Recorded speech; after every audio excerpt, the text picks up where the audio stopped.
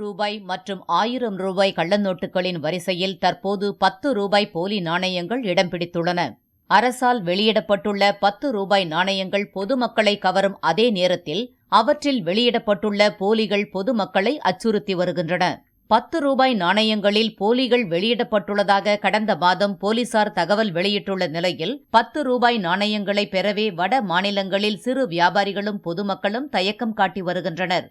இந்நிலையில் போலி நாணயங்களை அடையாளம் காண சில வழிமுறைகள் வெளியிடப்பட்டுள்ளன.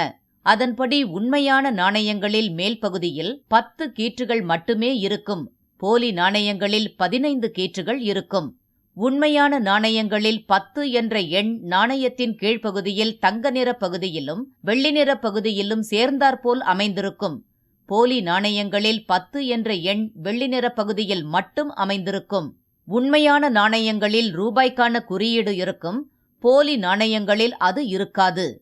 நாணயத்தின் பின்பகுதியில் உள்ள சிங்கமுக அமைப்பில் உண்மையான நாணயங்களுக்கும் போலி நாணயங்களுக்கும் இடையே வேறுபாடுகள் உள்ளன. மேலும் போலி நாணயங்களில் தங்க நிற பகுதியில் இருந்து வெள்ளி நிற பகுதியை பிரித்தெடுக்க முடிகிறது.